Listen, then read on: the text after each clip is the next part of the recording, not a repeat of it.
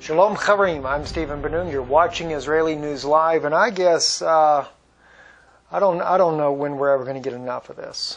When is it ever going to stop? When's it going to slow down all this massive troop buildup by NATO on Russia's border? No wonder why they want to censor alternative media. As I was being told by a friend of mine today in Israel, he said normally we're about at least 24 to 48 hours before mainstream media picks these things up.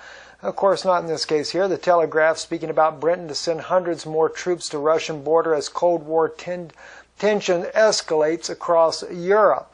They're not the only ones bringing it out. You also have here the Duran. Britain advances towards Russia's borders, ready to deploy 800 troops, drones, tanks, and to Estonia. And also we have here on the UK defense, again, picture of British tank there headed towards Russia's border there.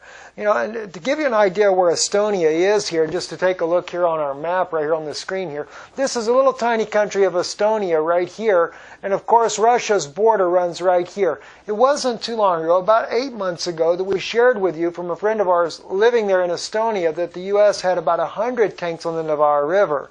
The Navarre River runs right there on the line itself in a very shallow place there. It's easy for tanks to even cross this river with little ease. But you got to remember, St. Petersburg is right here. And this is why there's such a massive buildup of troops there, especially in Estonia, because the whole intention is to deliver a crushing blow to President Putin by trying to take St. Petersburg. Now, my concern is that Putin's not going to play games. He's not going to play church, as the old saying goes here. If they go to launch an attack on St. Petersburg, Putin may end up using tactical nukes or something like that to put a stop to any advancement on the Russian Federation. But nonetheless, not only do you have St. Petersburg that's close to the border, you also have Moscow, which is also close to the European border. But it's luckily Belarus is there, but not so much with Latvia. So if there is an attack directly on Russia, it is looking more like a preemptive strike at this point than anything else, which is very much concerning. We already have all the fronts on Ukraine, but of course there is the self-proclaimed People's Republic inside of Ukraine on the map right here, who have been, they kind of put a buffer zone between Russia and the Ukrainian forces there. But also we've had video footage we shared earlier this week too, in Slovakia, U.S. military equipment headed to Ukraine, other military equipment's heading there from different directions.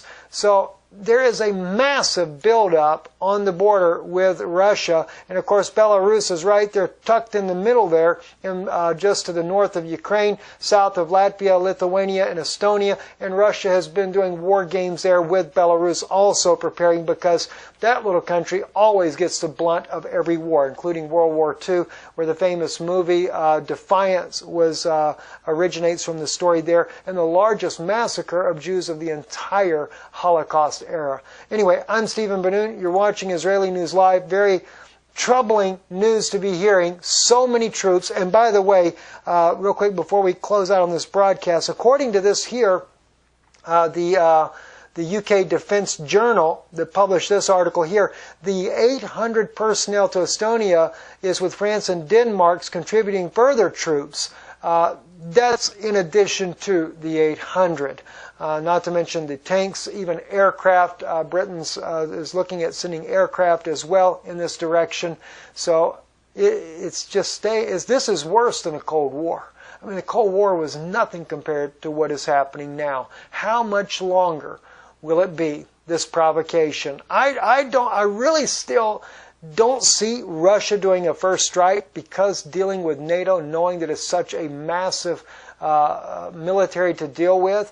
But I do recall those fateful words that Putin once said: if you know you're going to be into a fight, and the fight is inevitable, strike first. That's concerning.